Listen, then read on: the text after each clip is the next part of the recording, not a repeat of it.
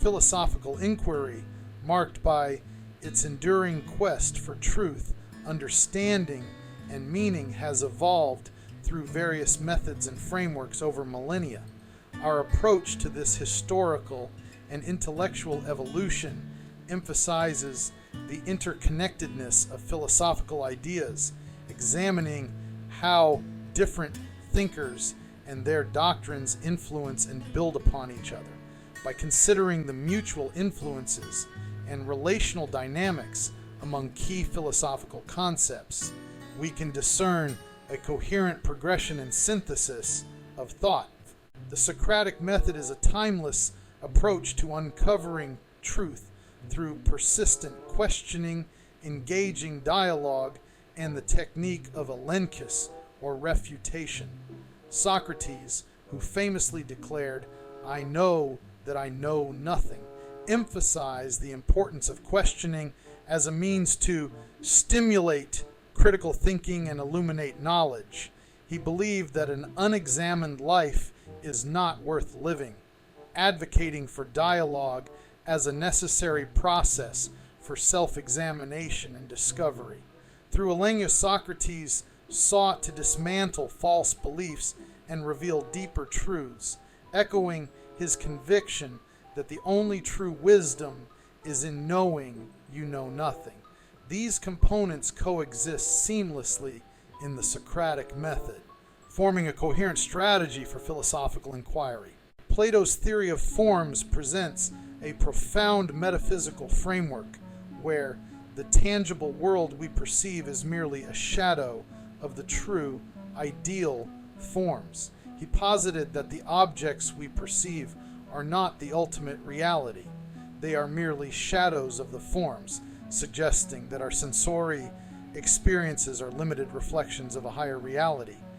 In this theory, what we see and touch and feel are imperfect copies of these ideal forms, guiding us to look beyond mere appearances. According to Plato, the true essence of things lies in their ideal forms, a perspective that reinforces our understanding of perception and reality. The forms, as the ultimate archetypes, anchor our perception of the world, illuminating the underlying truth of existence. Aristotle's logical framework is foundational to rational thought, characterized by a causal relationship between premises, syllogism, and conclusion. He explained, all men are mortal. Socrates is a man, illustrating the initial premises from which logical reasoning begins. Aristotle defined a syllogism as an argument in which certain things being stated, something other than what is stated follows of necessity from their being so, highlighting the structured process of deduction.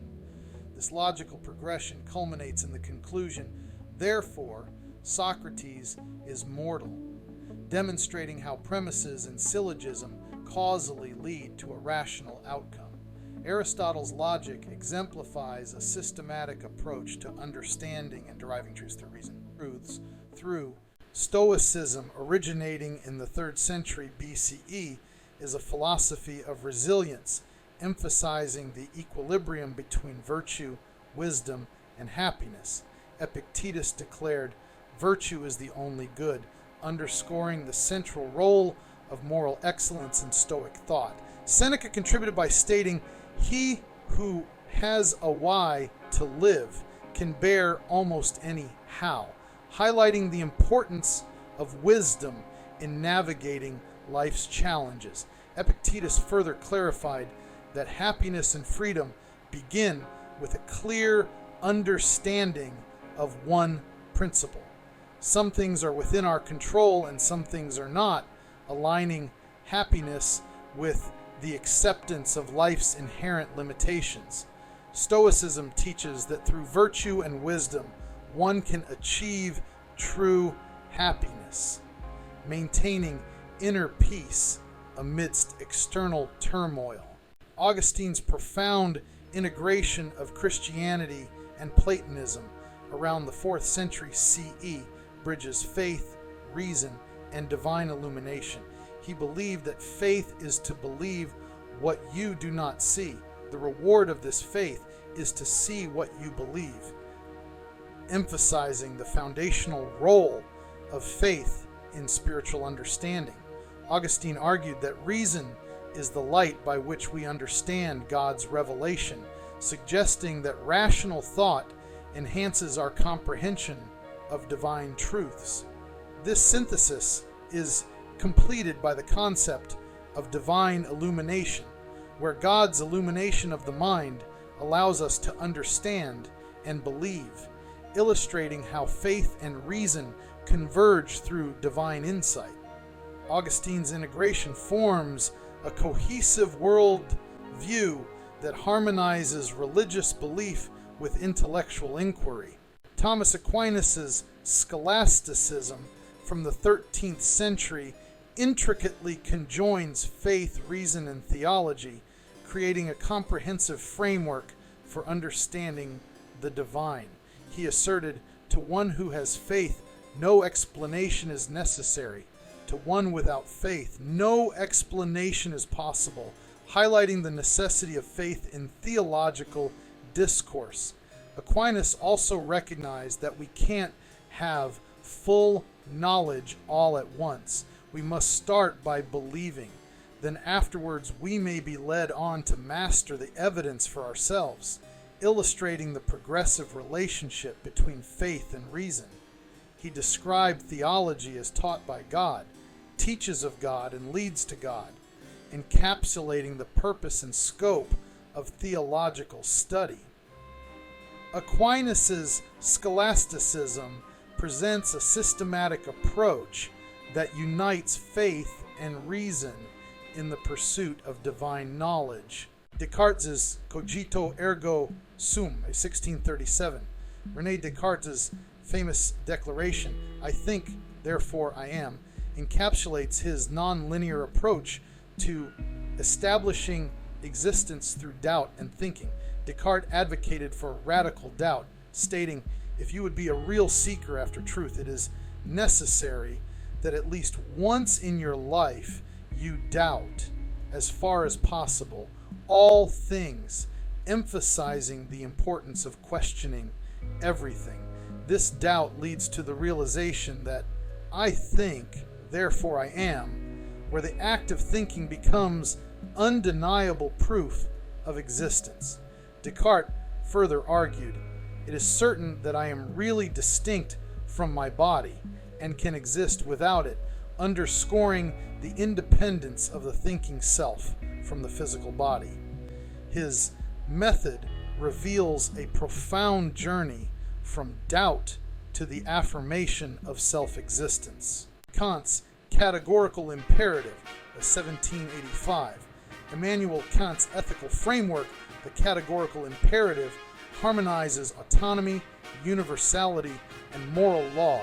He proposed, "Act only according to that maxim, whereby you can at the same time will that it should become a universal law," highlighting the principle of autonomy in moral decision-making.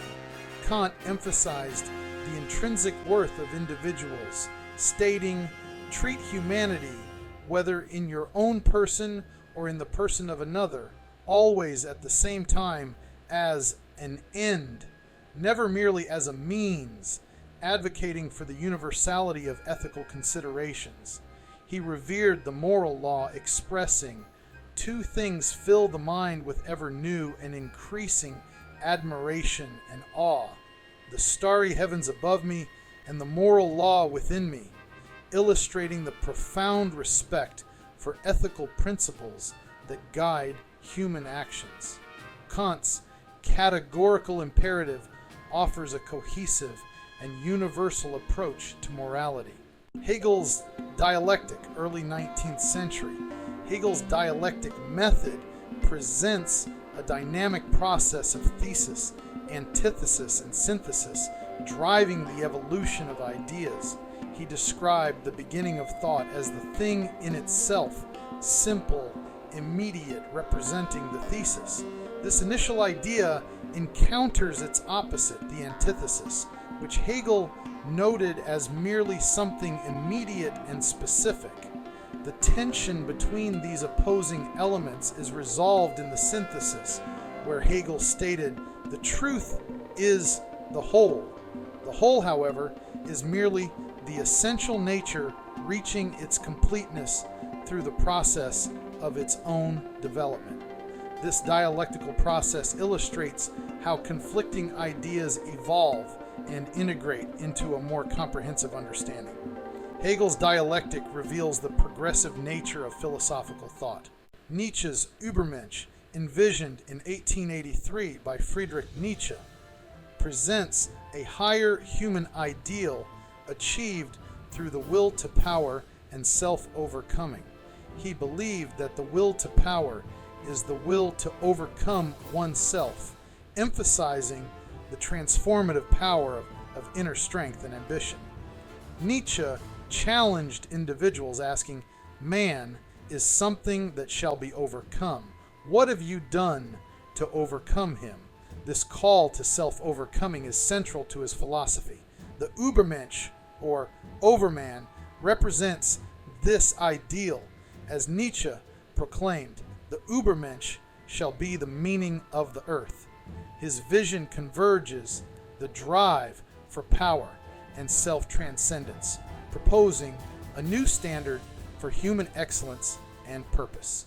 Ludwig Wittgenstein's concept of language games, introduced in 1953, explores the intricate relationship between language, use, and meaning. He famously stated, "The limits of my language mean the limits of my world," underscoring the profound impact of language on our perception of reality. Wittgenstein further explained, "For a large class of cases, though not for all in which we employ the word meaning, it can be defined thus: the meaning of a word is its use in the language, highlighting the practical aspect of language." He encouraged a direct approach to understanding, urging, "Don't think, but look." Wittgenstein's theory combines language and its use, revealing how meaning is constructed through the practical application of words within various contexts. Existentialism, championed by thinkers like Jean-Paul Sartre, focuses on the interrelated concepts of existence, freedom, and authenticity. Sartre's assertion that existence precedes essence captures the existential belief that individuals define themselves through their actions. He argued that man is condemned to be free, highlighting the inescapable responsibility that comes with freedom. This freedom demands authenticity. As Sartre noted, we only become what we are by the radical and deep-seated refusal of that which others have made of us, emphasizing the need to reject external impositions and embrace one's true self. Existentialism associates existence with the freedom to choose, urging individuals to live authentically and create their own meaning. And philosophy, in its unending quest for understanding, invites us to continually question, explore, and redefine the essence of existence, truth, and morality. It reminds us that our journey is not just about seeking answers, but also about embracing the transformative power of inquiry itself. The dialogues of Socrates, the ideal forms of Plato, the logical structures of Aristotle, and the myriad contributions of subsequent thinkers all converge to form a dynamic and evolving narrative. As we traverse this timeline of thought, we recognize that the pursuit of wisdom is a collective endeavor, one that transcends individual lifetimes and cultural boundaries. In reflecting on this journey, let us remember the words of Socrates. "The unexamined life is not worth living."